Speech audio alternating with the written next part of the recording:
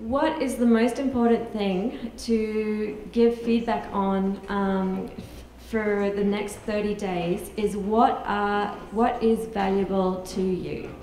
So what are the values that the proponents need to be studying, and then what are the things that they need to study to actually evaluate those possible impacts. So I'm going to go through this really quickly. For those of you that are leaving, please do make sure to sign up for our mailing list or buy a t-shirt or throw some money in the donation box. So an environmental assessment is a decision-making tool. It aims to identify and evaluate the potential impacts of a project. So it's required by Canadian law. Two different laws, there's a federal version and then a BC version. Right now, this project is going through the BC environmental assessment process, but it is also dovetailed slightly with the federal option. So it's a little complicated in how it's been set up. So first off, the project is announced, and the first thing that needs to happen is they need to decide whether it needs an environmental assessment or not. So if it does, the Environmental Assessment Office sets up a working group. Now this group is composed of local and regional and federal government. It's composed of First Nations, and it's composed of various government agencies. So what's really interesting in the wood fibre LNG working group is you can see there's a whole heap of different government agencies and regulatory bodies. There's a couple of regional districts in there, there's a couple of First Nations representatives in there too, like Squamish Nation and another First Nation. The interesting thing with this is that the only community that is actually part of this working group is Squamish.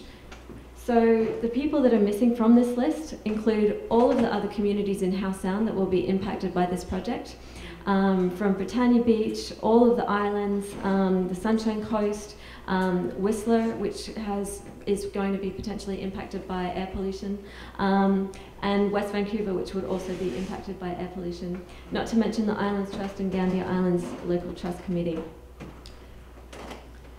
So the stage that we're at right now is the scoping stage, or figuring out what matters. So this is this very first section that we're going to be looking at. So the environmental assessment process has 5 pillars, or 5 different values essentially that they have to look at, and things that they have to study. So this is like the environment, they have to look at economic impacts, social impacts, heritage impacts, and health impacts. So what happens now is to be able to study the impacts to each of those 5 pillars, we need to identify what our values are. So what is important within each of those pillars, the environment, economy, social, heritage, and health. So normally what happens at this stage is that we get quite a large document, about 100 and something pages, called the Draft Application Information Requirements. This time round, they have substituted that for something else called the Valued Component Selection Document. This is a much smaller document, but one of the problems is that we don't get all of the information. So right now we're trying to push the Environmental Assessment Office to actually release the draft AIR as well, as it's called, and so that we can see all of that, because they're not letting us look at that. And we also want to have another public input process on that. So as we're going through and we're deciding what our values are, and it doesn't matter whether you support LNG or you're against LNG, everybody needs to get involved in this. It's what do we value here? What is of importance to us here in Squamish and in Howe Sound and in all these other communities, in the First Nations? Like what is important to us? So the way the pillars is set up, it tries to pigeonhole everything. So like separate everything out. So if you're just looking at an economic value, that's all it is. If you're just looking at an environmental value, that's all it is. But that's not really how it works. Because for example, if employment is a value component, if that is something that we value, is to have access to good quality, high paying jobs, that kind of thing, it's actually falls across several different pillars. So the economic pillar, the social pillar, and also the health pillar. So you can't really separate things out this way, and it makes it quite a complicated process. So this is really, when you're looking at the pillars and you're looking at the values, everything's just sort of across all of those pillars, really. It's going to depend on what those values are. So, as I said, this is figuring out what happens. The documents were just released on June 5th. They're available on the Environmental Assessment website. We are going to be pulling together a citizens working group to try to review these and to pull together information and to highlight what is missing. And we're going to be trying to facilitate the process so that public can engage. So the public comment period just started yesterday. It ends on July 11th. This is not really long enough, given that it's the end of the school term, school vacations just starting. We've asked the Environmental Assessment Office repeatedly for an extension, and that has been denied. It's something that would be useful if all of you could also email the Environmental Assessment Office and ask for an extension and say that this is not a long enough period to be able to engage the public in this process. So that's the first thing you can do. As I mentioned, there's all of these open houses happening next week, and I'm going to be attending all of them. I'm actually taking several weeks off work so that I can help to facilitate this process and to review what's going on and to try to help the general public engage. So there's open houses and small group meetings on Monday and Wednesday during the day, and then from 5 to 8 p.m. as well in the evenings. The most important one to go to is this meeting. And as I was saying before, that's because this is the only official BC Environmental Assessment Office led meeting. So please make sure you go to that. They need to see as many people coming out as possible. They need to know how concerned the community is. So make sure you put that in your calendar. That's next week, June 18th, from 5 p.m. to 8 p.m. at the Executive Suites Hotel. So for this part of the input, what we need to focus on, what are the issues that need to be included in the assessment? What needs to be studied? Do we need to have a study that is a year-long study on potential noise impacts in the sound? This is something that we need to say, that we need this study to be done. We want to research how that would impact the herring or the dolphins or the whales and everything else, right? So we're trying to pull together all of the information that we think needs to be studied, and then we're going to share that with you. So again, please sign up for the mailing list for My Sea to Sky. We'll be sending out that information hopefully in a couple of weeks as the Citizens Working Group kicks in a high gear. So if anybody does have expertise in any of these areas, or if you know an LNG expert or anything like, we're reaching out to experts that can definitely help us identify the gaps from what has been drafted and to make sure that we're ticking all the boxes in what needs to be studied and letting them know how important these things are. Can I ask you, do you include like elders within your citizens working group? We include anybody that wants to join us. It's really important, especially the people who have lived here the longest. Yeah. And just have them and their stories, and I think it's important that we do that. Yeah, okay. Yeah, that would be fantastic. I mean, to even hear the stories of what the sound used to be like before industry. And actually for part of that too, I'd really invite you to come out on June 29th to the potluck that we're having at Nexon Beach. Just had to have that opportunity to capture those stories on film would be really phenomenal. Yeah. Was there another question? To me, I guess we all have pretty well these attitudes, but the LNG people have only the economic attitudes, and I've mentioned before, you've got to speak to them in their own language, which is economics. Mm-hmm. And you've got to put down, there's this other thing. A business person in Squamish told me that there are Chinese going around, there's a Chinese going around trying to buy up all the businesses in Squamish and have the present owner rent it from them and run it for them and pay rent to them. Now, I don't know whether this will have any impact on the influence of the Chinese. Yeah, and I can't speak to that. But I feel that that our groups, that beauty and heritage and that don't seem to count with the bean counters. You've got to talk in their language and bring up good arguments. Yeah, the economic argument is definitely one that we've been tackling, and obviously Owen's been doing a really good job with that, with the tax story and how this is actually not going to be of benefit to Squamish. So I'm just going to continue with the whole environmental assessment process. So after we tell them what they need to study, the proponent takes that back and they finalize what the value components are going to be. So they study the potential impacts of the project.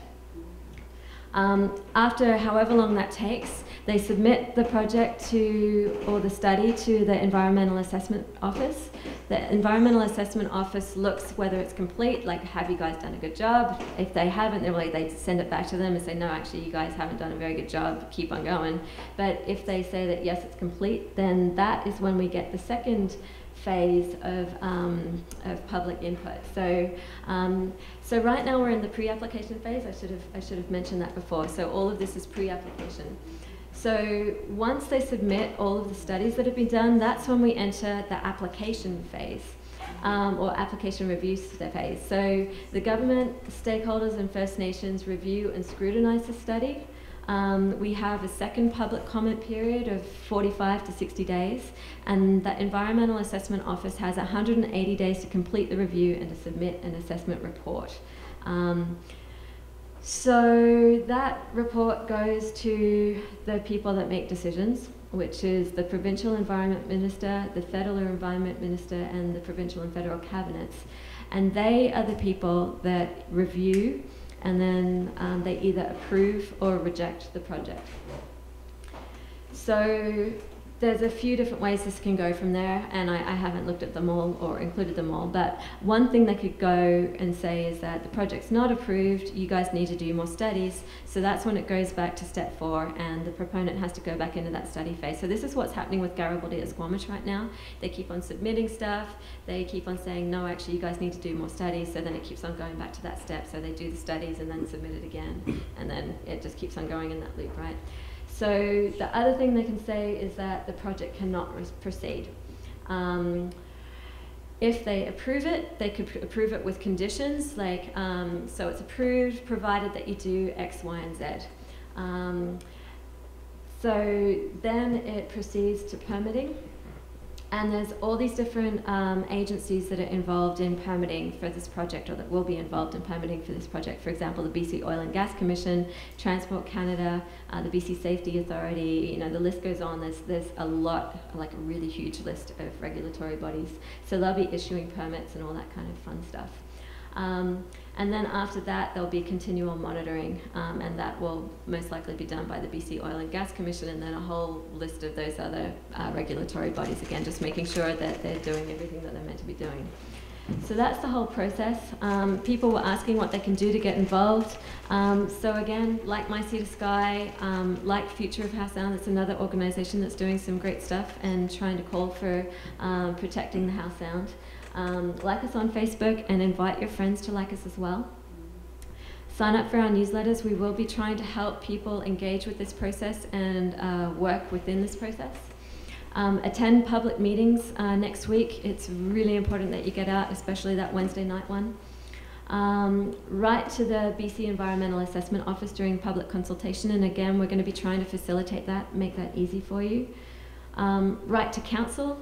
Talk to council, write to Jordan Sturdy, talk to Jordan Sturdy, like set up meetings with them, set up meetings with other BC ministers as well. Like, they need to start hearing from us. Write a letter to the editor in your local newspaper. Talk to your friends and neighbours about what you've learned this evening. Volunteer if you have a few hours a week or a month or whatever you can do. Like, we're always looking for people to help out. And donate. there's a lot of expenses involved with like renting spaces or organizing events or printing information materials. We want to print information materials to distribute all around Squamish, so anything that you can give is very much appreciated.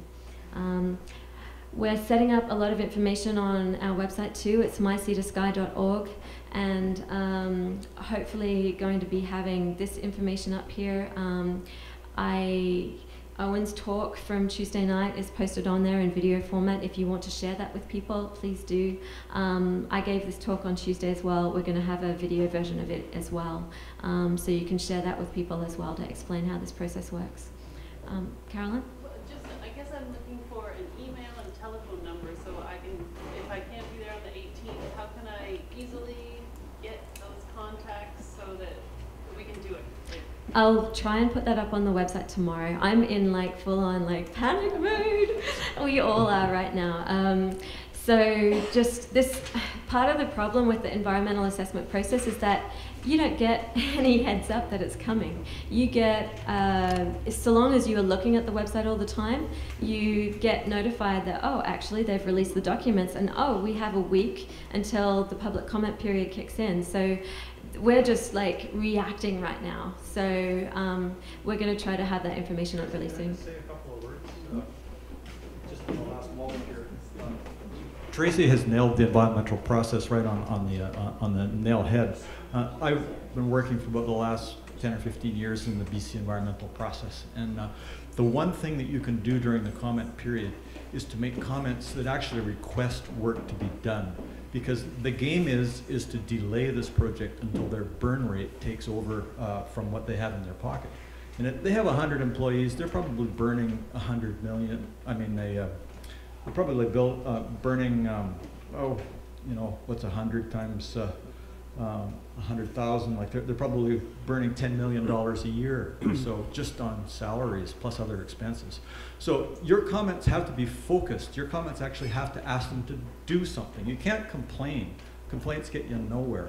You actually have to ask them to do something, and preferably something, as you suggested, that takes a year of baseline studying. That will stop them in the water for a year. Like, your comments should focus on seasonality, because they can't do anything about the seasons. They have to actually span the entire year to do a study like that. So studies on how birds nest during the year, studies on how herring spawn, like when the mud skippers are around. Those sorts of things are the most effective things to comment on. And if anyone wants to discuss how to actually put sand in the gears, just come and talk to me afterwards. Thank you. I'll be talking to you too. Caddy, you have a question? Yeah, for Owen. With the open houses and the small group meetings, you'd said earlier we should ask about flaring. What are the key questions we should be asking and demanding answers of in those meetings? And even if we know the answers, maybe some of us know the answers already, I found in the last meetings asking those questions actually got other people the answers or not the answers they wanted. So what would be key things you would ask? Oh, there's a whole pile of things. I mean, ranging all the way from the economic. I mean, simple things like, tell me about all these jobs.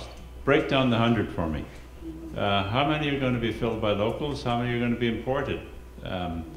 What skills do they have to have, and how are we going to get them? Are you going to train us? Or do we have to go acquire those and hope the job will be still there by the time we get back? I mean, basic stuff. You don't have to get scientific about this. Just ask them basic stuff about, tell me the impacts. Am I going to be looking at a flare at night? That's a perfectly valid question.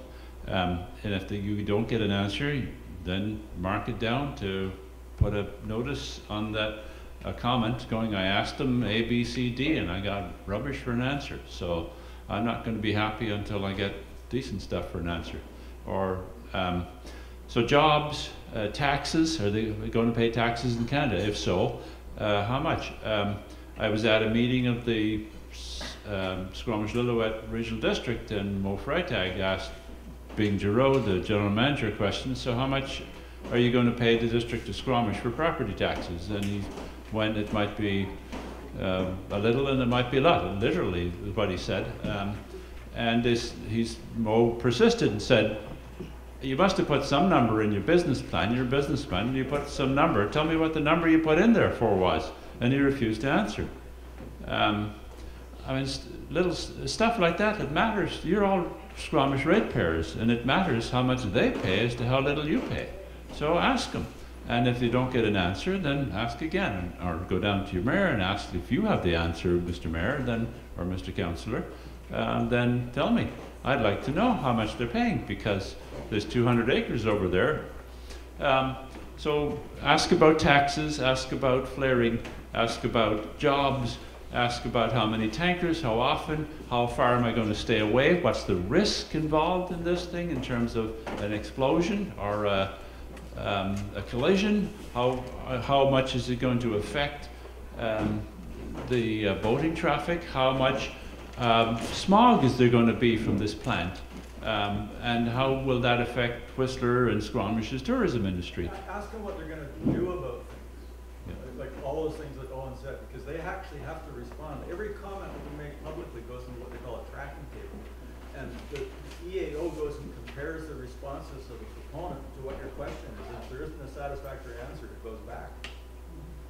I just want to follow up on that thought, because the only way that I get answers from, especially from the gas company, is if they don't answer, I take exactly the same text and send it to the BCUC, British Columbia Utilities Commission, and say, why do I not get an answer? And you'd be surprised how quick you get the answer. At one point, I asked for that number. It took forever.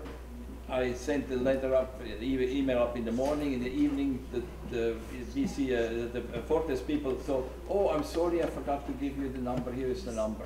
I know exactly how they were pushed from the British Columbia Utility Commission. So anybody that has a question specifically about gas and they don't get an answer, take up the email and send it to the BCUC and tell them why you don't get the answer, and you will see there will be immediately an answer. Yeah, I mean, and like you heard tonight, ask for a baseline study of the herring population in Northern Howe Sound over a period of at least one whole year to cover all the seasons as a baseline study, and then and only then will you be happy that you might know the answers to how badly affected it will be by this thing humming away in the water like a great big drum. So you've learned some of the things here, the air quality, the effect on marine life, the flaring, the boat traffic, the hazards, the pipeline hazard, and keep asking them till you get a satisfactory answer. Just a really brief comment. When I started getting involved in environmental stuff about 2000, I found out that so few people write letters, and probably snail mail letters are more effective than emails, that one letter at that time, in 2000, was considered to be the opinion of 300 people. Letters matter, especially letters. They can't just delete an email. If they have a letter to hold in their hand, it has a real impact. Any other questions? Okay. For everybody that stuck around, thank you so much. I'd like to again thank the Brackenell Art Gallery for hosting us here. It was so appreciated.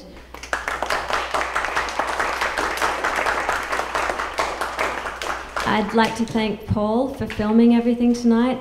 We're going to be posting this online, and that is so important as well. So you can share anything tonight that you've learned with your friends once we've got that link up on our website.